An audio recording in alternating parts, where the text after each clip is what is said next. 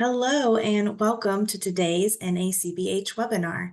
I'm Madison Wallace, NACBH's project coordinator, and we're glad that you're able to join us today. We'll begin the webinar in just a few minutes, but as you're logging into the webinar, please go ahead and share in the chat where you're joining us from. Throughout the webinar, feel free to use the chat feature to ask any questions, and as time allows, we will address those at the end. To help minimize distractions, please keep your microphones muted until we enter the Q&A. At that point, you're welcome to unmute yourself to ask questions. Our webinars serve as an ongoing opportunity to meet with thought leaders and engage with others as we address issues affecting children's behavioral health and discuss best practices. We're excited to dig into today's conversation. Today's webinar presenter is Melissa Dury. Melissa is the Director of Standards Development at Social Current. She has over 18 years experience working for Social Current and COA Accreditation, conducting literature reviews and facilitating discussions among diverse stakeholder groups on various topics and evolving trends in the social service sector. Most recently, Melissa and her team have partnered with the field to develop accreditation standards on services for individuals with intellectual and developmental disabilities, crisis services, and the characteristics of impactful mission-driven organizations. Melissa, the floor is yours. Great, thank you so much. I'm going to go ahead and share my screen.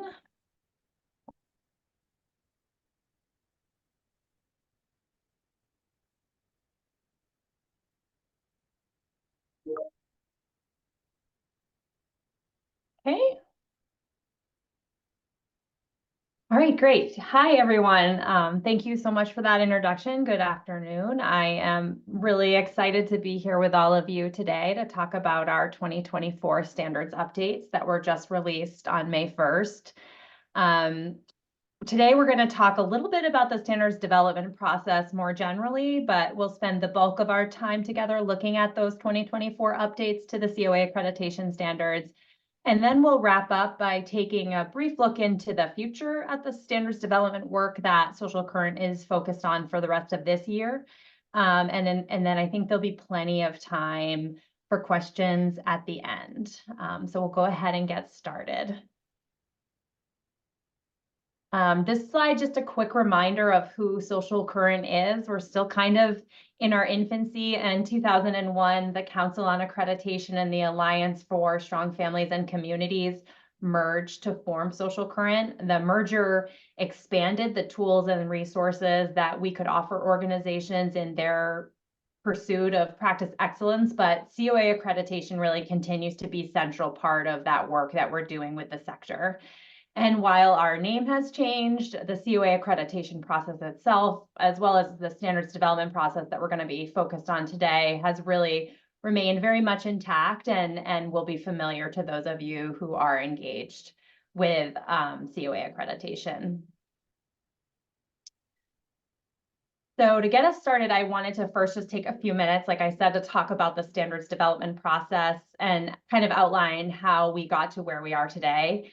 The standards development process is both research-based and it's field-informed. And what that means to us is that the standards development process starts with the collection and the review and the synthesis of prominent research and professional literature that's out there on a particular topic.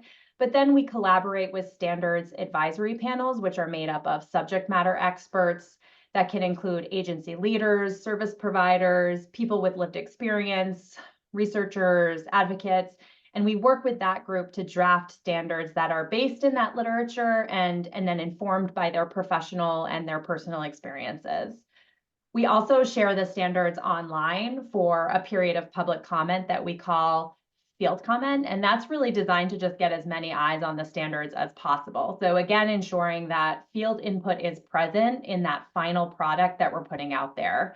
We find that this pairing of the research and the practice really helps to ensure that our standards remain very rigorous and also reflective of the current trends and evolving practices that are happening in our sector today. And then finally, we have a continuous quality improvement process where we're just collecting and reviewing all the feedback we get from our network on the standards. We collect every question and complaint we get about the standards, and then we're able to periodically analyze that information and make informed decisions about what projects we need to take on in the future. And then this process culminates in the standards being released annually, updates to the standards being released annually in the spring of each year. And then in addition to tracking all the feedback we receive from our network on the standards and monitoring those trends in our field, the standards development goals each year are also set based on data that we're collecting from a few different sources. We're first looking at when standards were last updated. So we want to make sure that each section of standards is getting updated at least every 6 years. We have some sections that are updated much more frequently than that in response to significant changes in practice or upticks in the feedback we're getting on a particular set of standards from our network. We're also looking at how often we're seeing program models show up that we don't have standards for. So when we start to see patterns of programs that we are consistently unable to review as part of our accreditation, that's a good indicator to us that we really need to do some development work in that area to address an unmet need among our accredited organizations or the field. And then finally, we're looking at recognition opportunities at the state and the federal level. This is another piece that we see as really critical to meeting the needs of our accredited organizations in our network, because it ensures that those in our network are really poised to take advantage of any opportunities that might exist as part of accreditation mandates or recognitions in their regions. So all of these data points help guide the identification of which projects our department is going to take on in any given year. And you'll see examples of some of those in the work that we're going to talk about today in this 2024 launch. So based on that review of the information, the Social Current Standards Development Department spent the last 12 months working with the field to update 9 of our service standards sections, which are all listed here. Some of them certainly more relevant to this group than others, but we're going to give you kind of a high-level overview of some of the most significant of these changes, and then we'll wrap up with some brief information on, what to do next, what kind of tools and resources are available to you as you begin to familiarize yourself with the 2024 edition now that it's out there to look at.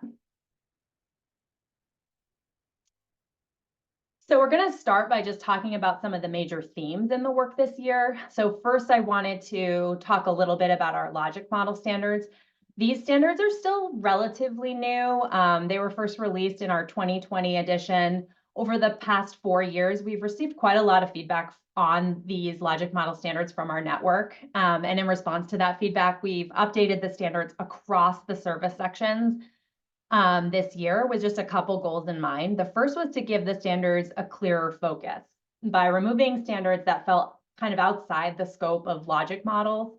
That included a standard on prohibited practices as well as a standard on therapeutic intervention. So we'd received a lot of feedback from our network that these standards kind of felt out of place in the logic model standards, and I'll get into that in a little more detail on the next slide. The second goal was to allow for more nuanced rating of logic model standards by ensuring that all service sections that included a standard, to make sure that all the logic model standards had a standard on the logic model and a separate standard on tracking outcomes for each program or service. So this allows our peer reviewers to rate these two things separately and provide more detailed information on organization to the organization on their strengths and also their areas for opportunity. So you may have been tracking outcomes in a particular program for many, many years, and that practice is very strong, but kind of new to the logic model development, and the logic model is still in early stages and needs some more work. So this allows our peer reviewers to kind of split those two issues and provide more targeted feedback to the organization. The next slide is just sort of more for your information. It will probably have a little more meaning for those of you that are familiar with COA accreditation. These are the 2 standards that are being removed from the logic model sections of the standards that had them in there. Those of you who are engaged, like I said, may recognize them. 104 is being moved to our standards on the service environment. So it used to be along with the logic model standard. Now it's going to be over in creating a service environment. And it's been significantly revised, and it now allows organizations to really tailor their policies on prohibited interventions to their program and their service population. 103 was mostly deleted because much of that content was already covered in other places. It wasn't needed. There were standards in risk prevention that kind of covered pieces of this. There were standards in quality improvement that covered pieces of this. And also parts of it were already in personnel training standards. So for the most part, the standard could just be deleted. There's a few cases where parts of it might have been moved to other places in the section, but for the most part, it was just removed to eliminate that redundancy. Another theme that you'll see in the 2024 standards is related to staff with lived experience. So to reflect the increased role that these individuals are having on how services are delivered in the sector, we've updated or in some cases added entirely new content on staff with lived experience to the service standards that were updated this year, those 9 sections that were listed on the previous slide. The focus of the standard is on ensuring that staff with lived experience are appropriately included as partners on the team, and also ensuring that they're properly prepared and supported to fulfill their roles in the organization. So this standard was added to our standards for crisis response and integrated care and services for IDD. Which previously didn't have a standard on peer support staff. And then it replaced content that was on peer support staff in our standards for mental health and substance use services. As with all the previous editions that had standards on peer support staff, this standard still includes an NA for organizations that don't have specific positions dedicated to peer support. But any organization or program that is hiring peer support staff, that this is a new piece that you'll want to look for.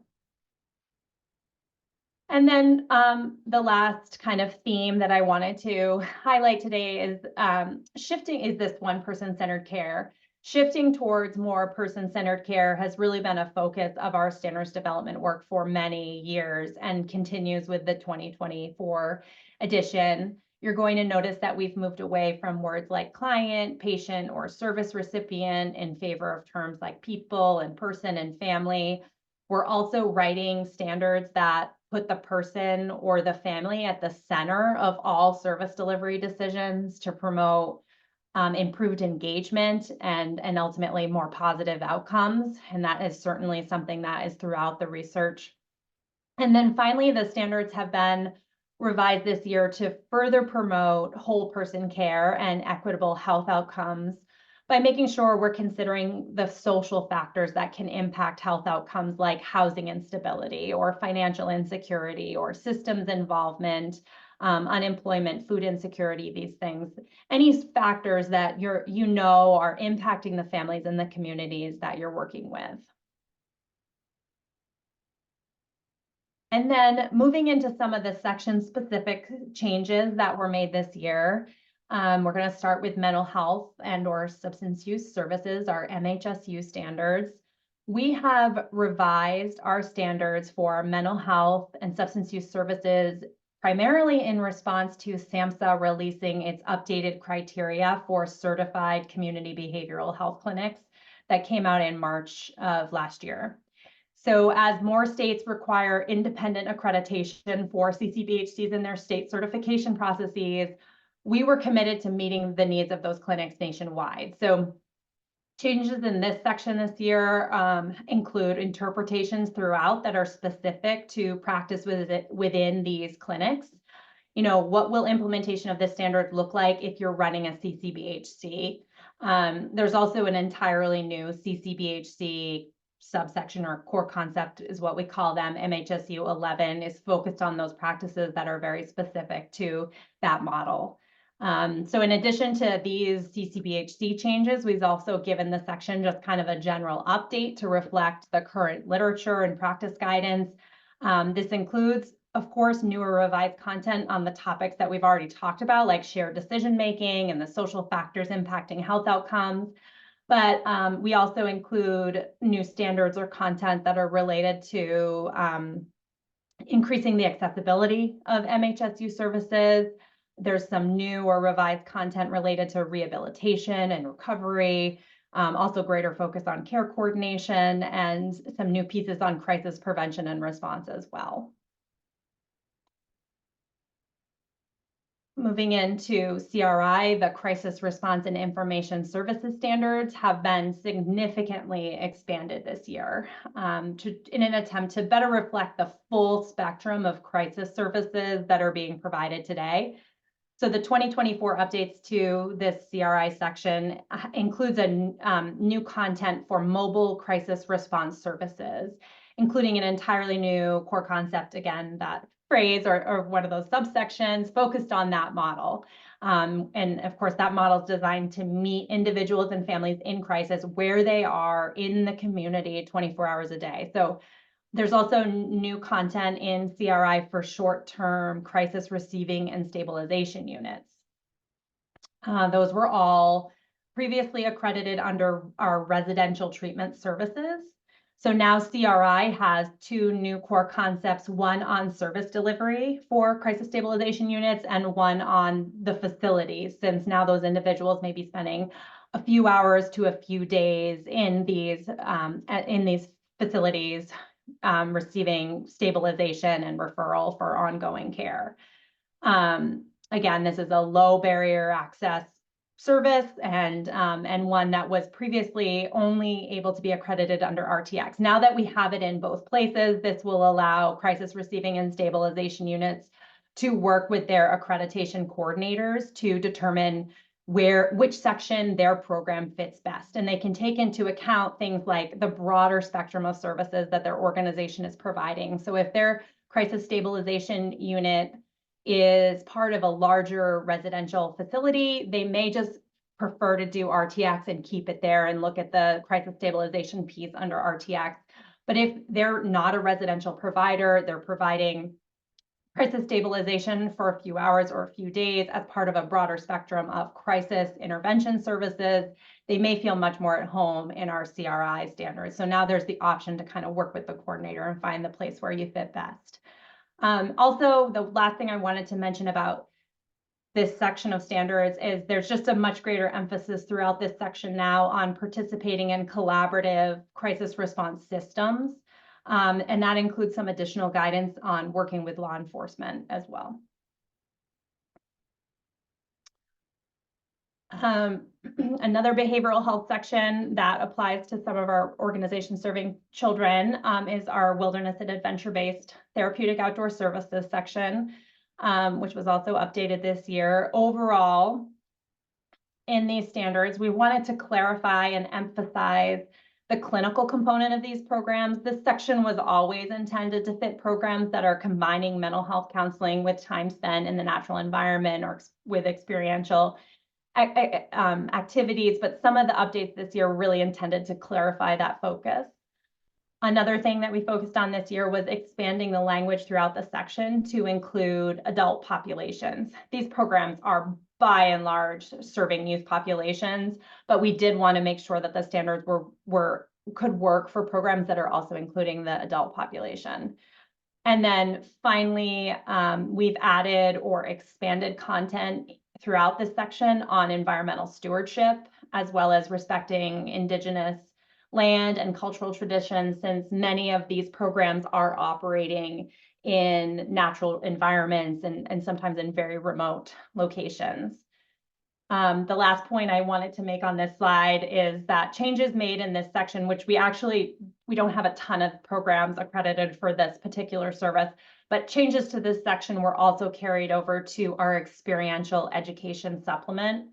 So for those of you unfamiliar with that, this is like a small section that can be added on to another COA accreditation service section, like residential treatment, for example, when experiential or wilderness activities are provided to support the goals of that other program. So we see that far more often among our accredited organizations, that they're providing group living or they're providing residential treatment or some other program, and the experiential activities kind of supplement that. So these changes that I've discussed for WT would also impact that supplement that gets assigned, in addition to another COA accreditation service section.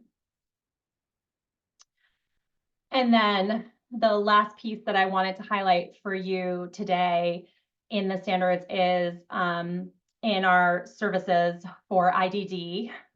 Since they were last updated, we've received quite a lot of input from the field that while the standards did a pretty good job promoting quality supportive services, they kind of lacked the focus on treatment or therapeutic interventions that many programs serving individuals with IDD are providing.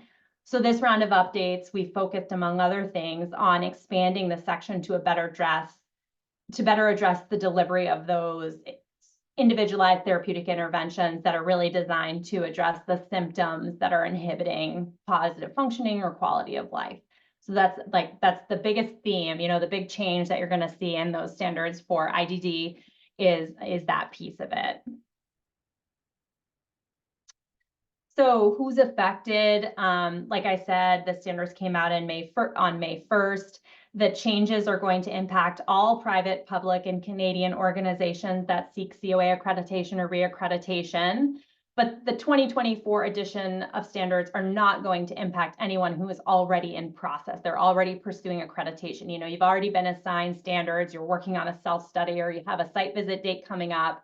There's not going to be any surprises or significant changes that you need to prepare for. You'll continue to work with the standards that were previously assigned to you in this round of accreditation.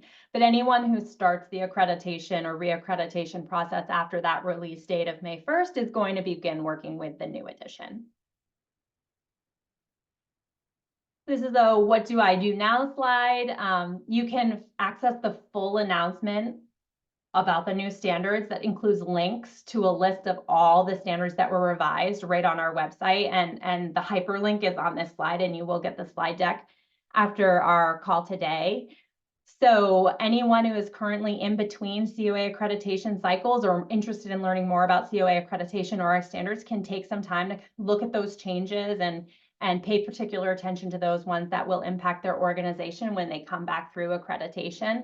And please reach out with any questions you might have. I'm a resource. My contact information will be on the last slide in the deck, and I encourage you to reach out for any additional information on these updates or just on the COA accreditation standards more generally. Also, for those of you that are engaged in a COA accreditation, your accreditation coordinator is also a resource, and they are happy to respond to any questions you might have about the new standards or just our standards in general. And like I said, there's a ton of detail on our website about the launch using those links. And this year, we're actually providing red line versions. Any section, those 9 sections that I listed earlier in the slide deck, all of those had really significant changes. So we've provided something new this year is like the red line version of the entire section, so you can actually see the specific wording changes or if things were moved around or things like that. So we welcome feedback on how user-friendly that is compared to past years where we've kind of just provided the list of standards and a very minor description of how they changed. And then this is just a slide on, what's coming. The standards development team has started collecting literature for a number of very exciting standards development projects that we've prioritized for this year.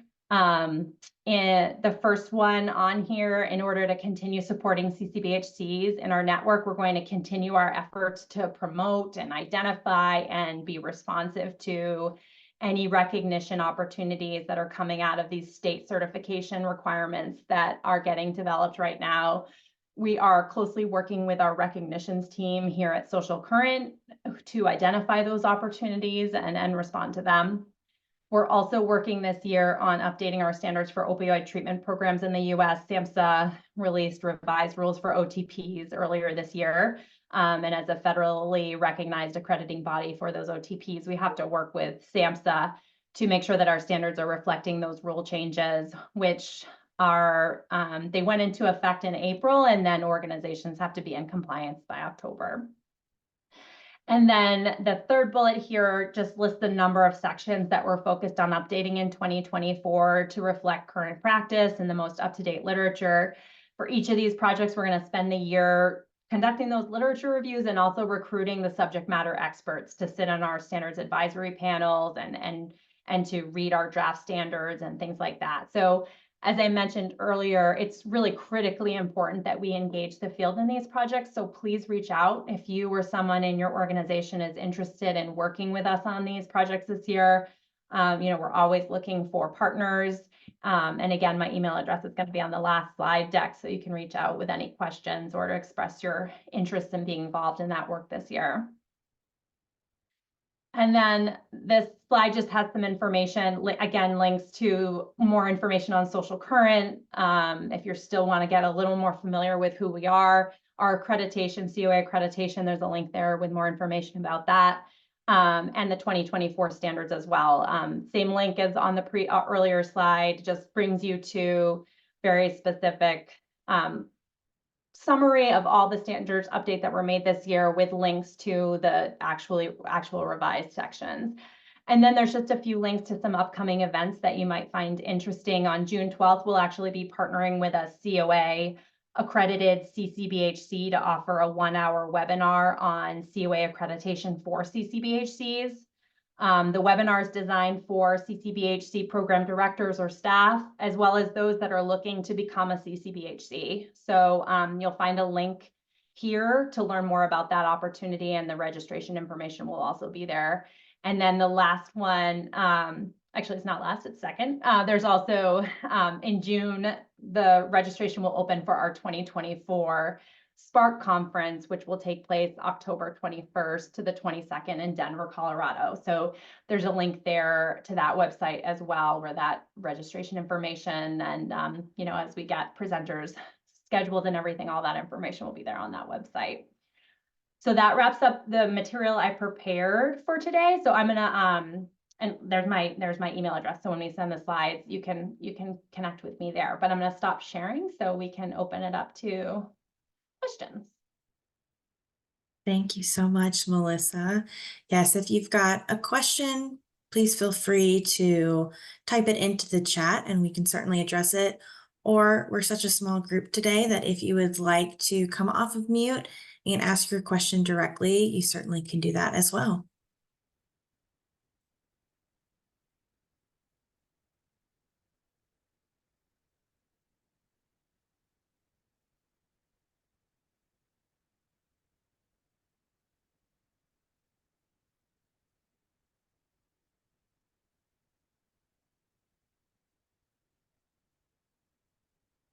While we wait for any questions, Ms. Melissa, you covered a lot of content today.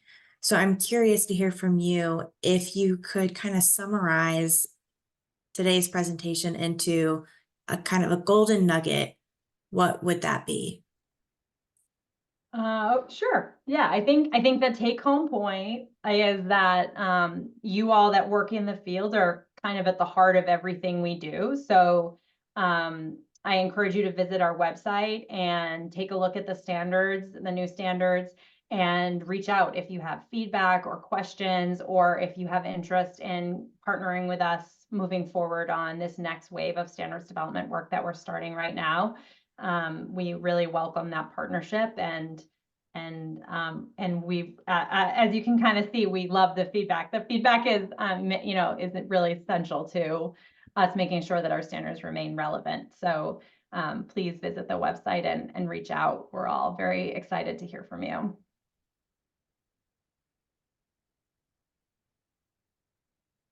I want to give just a little bit more time in case there are any questions that you guys would like to address.